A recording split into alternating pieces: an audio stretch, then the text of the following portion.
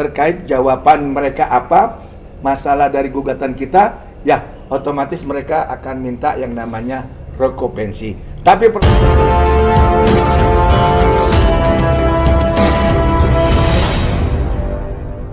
ya, hari ini karena kemarin itu adalah sidangnya terkait masalah dari Ekor, hari ini kita sudah menjalani sidang offline. Nah, di mana offline untuk hari ini kita sudah menyerahkan alat bukti dari kita, beserta juga daripada replik dan duplik dari masing-masing pihak sudah kita terima, dan hari ini kita sudah bersyukur karena sudah sampai sejauh pembuktian. Nah, dalam hal ini juga kita akan terus memberikan daripada apa yang terkait di mana posisi masalahnya sehingga kami melakukan gugatan perbuatan melawan hukum.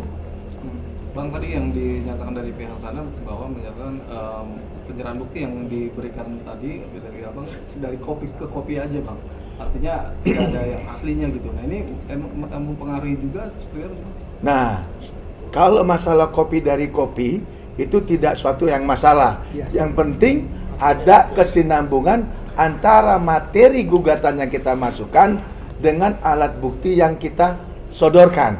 Sekarang logikanya, bagaimana kita bawa asli daripada asli untuk dikopi jadi alat bukti, ini tersangkut masalah bagaimana pada saat mereka melakukan pers kompres. Otomatis yang kita ambil, yang kita sadur, yang kita dapat adalah alat bukti yang ataupun link-link yang kita dapat dari rekan-rekan media semua. Nah, ini yang kadang-kadang saya juga nggak ngerti daripada pihak kuasa hukum tergugat satu ataupun tergugat dua yang tidak mengerti esensi terkait masalah acara perdata. Sampai masalah bukti kopi saja mereka bisa bisa mereka kritisi. Jangan-jangan mereka takut sehingga membuat statement-statement yang memancing opini masyarakat, di mana nanti masyarakat menganggap kok bisa sih bukti kopi dari kopi, padahal itu bukan suatu esensi yang mutlak. Yang intinya adalah perbuatan yang kita dalilkan di dalam gugatan kita itu betul-betul ada unsur terpenuhi atau tidak, itu esensinya. Karena ini bukan terkait masalah tindak pidana, tetapi kekuatan bukti surat, bukti keperdataan, yaitu bukti surat. Ada enggak bukti suratnya bersesuaian dengan gugatan kita? Itu esensinya. Bang, terkait adanya gugatan rekonvensi, Bang, gugatan balik totalnya 60 Nah, oke, terkait gugatan rekonvensi, yaitu adalah aturan. Jadi karena kita sudah masukkan gugatan, otomatis pihak tergugat satu atau tergugat dua punya hak jawab terkait jawaban mereka apa, masalah dari gugatan kita, ya otomatis mereka akan minta yang namanya rekopensi. Tapi pertanyaannya, rekopensinya itu masuk nggak di dalam substansi perkara ataupun gugatan yang kita mintakan? Gugatan ini terjadi, cikal bakalnya kan dari pihak mereka, bukan dari pihak klien kami, yaitu Bapak Stefanus, bukan, tapi dari pihaknya Jessica Iskandar sama Pak Vincent, yang secara berulang-ulang kali di dalam pers kompresnya menyatakan bahwa klien kami seorang penipu. Nah, itu masalahnya. Terkait nominal 60M, itu masuk akal nggak sih, Bang? Kalau masalah 60M itu kan haknya mereka, tapi akan memalukan sekali kalau itu kita ukur daripada segi materi terkait gugatan kepada klien kami, yaitu Bapak Stephen. Di mana gugatan korban yang mereka mintakan di Polda Metro, kalau memang benar loh si Jessica Iskandar ini korban, sekali lagi, kalau Jessica Iskandar sebagai korban, ya, dia menyatakan 9,8 miliar, itu kan jauh berbanding terbalik dengan gugatan keperdataan di Pengadilan Negeri Jakarta Selatan dengan dia memasukkan rekopensinya. Jadi jomplang.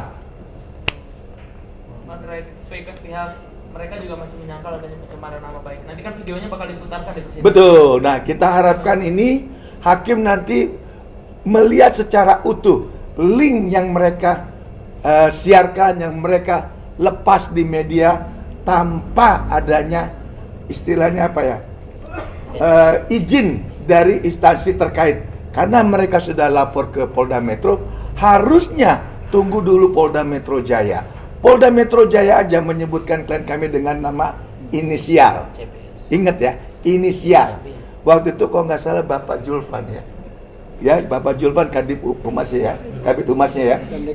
Dan mereka pun belum ada rilis sampai detik ini. Belum. Dan selalu menggunakan kalau dari pihak kepolisian diduga. Ini tidak dia langsung penipu, memposting, udah kabur, udah ini, aduh. Yang kita sayang, nanti kita lihat aja. Mudah-mudahan hakimnya itu hakim yang memang mau melihat sisi keadilan daripada klien kami. Yang belum ada satu putusan inkra terkait klien kami bahwa seorang penipu.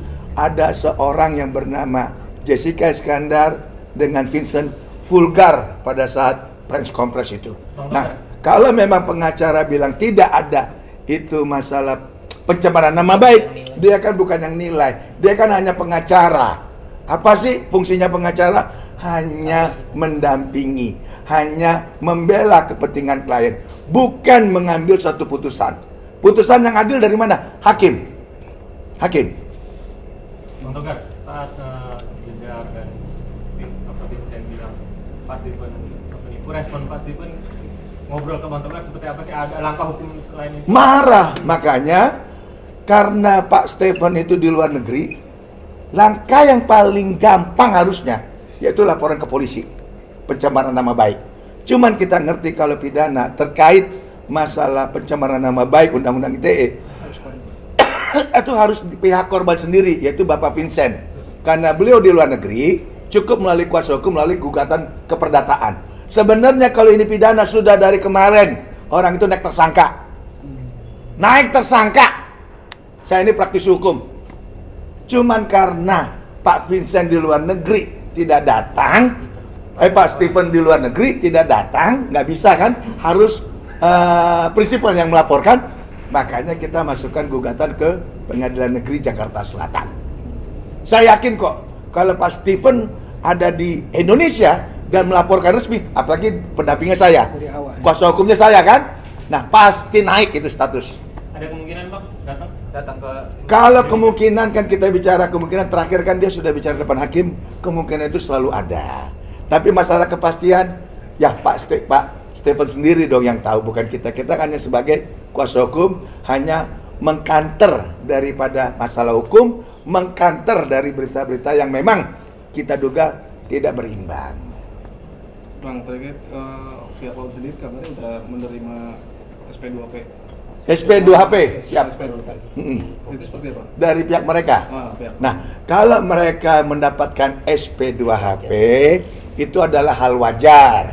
Karena dia itu sebagai pelapor. Tetapi kan coba baca yang baik.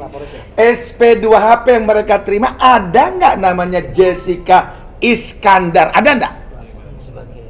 Ada nggak? Jangan nanti kasus Nikita Mirzani terjadi lagi nih. Nih terjadi. Sudah capek negara biayain proses dari polisi sampai ke jaksa penuntutan sampai di pengadilan, orang yang namanya di dalam pelapor itu tidak muncul, nggak nongol-nongol. Karena apa? Saksi pelapor itu wajib didengar di dalam persidangan. Kapan dia merasa korban, kapan dia merasa dirugikan, bagaimana cara dirugikannya, nilainya berapa dirugikannya, lalu tempatnya di mana dirugikannya, itu harus jelas loh. Kalau tidak, ya kita udah lihat ya, kemarin jurisprudensinya udah ada dari Pengadilan Negeri Serang ya, itu Nikita Mirzani dibebaskan dari segala tuntutan jaksa penuntut umum. Kan sayang, anggaran keluar, akhirnya klimaksnya apa? Nggak klimaks, anti klimaks. Hukum kok seperti itu? Nah, kalau memang Jessica Iskandar merasa dirinya sebagai korban, kenapa nggak dia lapor sendiri? Jangan mempermainkan hukum dan jangan mainkan media seolah-olah dia itu sebagai korban. Kan belum dibuktikan nih. Ajas praduga tidak bersalah lah. Ya. Bang, terkait kabarnya akan diterbitkan surat perintah membawa untuk Pak Stephen sendiri gimana? Nah, kalau masalah terkait apa tadi? Jemput paksa atau apa lagi lah. Nah, maaf ya, kita ini bicara tentang hukum acara pidana. Ya, status daripada klien kami sampai saat ini hanya sebagai saksi terlapor. Ya, dari proses yang tadinya lidik naik jadi sidik. Nah, dari lidik naik sidik aja klien kami belum diperiksa. Nah, sekarang sudah menjadi sidik. Betul enggak? Nah, kalau nanti ada kata-kata seperti itu, ini kan propaganda-propaganda, provokasi-provokasi yang didengung-dengungkan dari orang-orang yang nggak bertanggung jawab, yang katanya sebagai kuasa hukum harusnya nggak perlu dia expose kepada media. Dan ini bukan ranahnya, itu adalah tugas dan tanggung jawab pihak penyidik dalam hal ini, yaitu institusi kepolisian Republik Indonesia diwakili oleh Polda Metro Jaya. Nah, ini kan kadang-kadang terlalu berlebihan.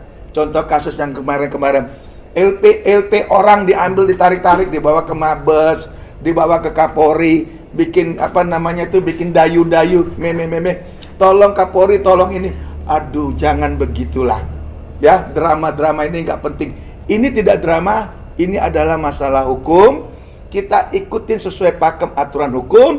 Ini bukan tempatnya sinetron, ya, bukan memunculkan aktor dan aktris, bukan.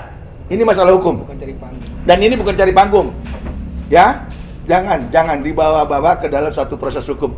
Biarkan pihak aparatur daripada penyidik Polda Metro yang menyimpulkan, ya. Dan itu tidak patut diumbar ke media. Etikanya gitu loh.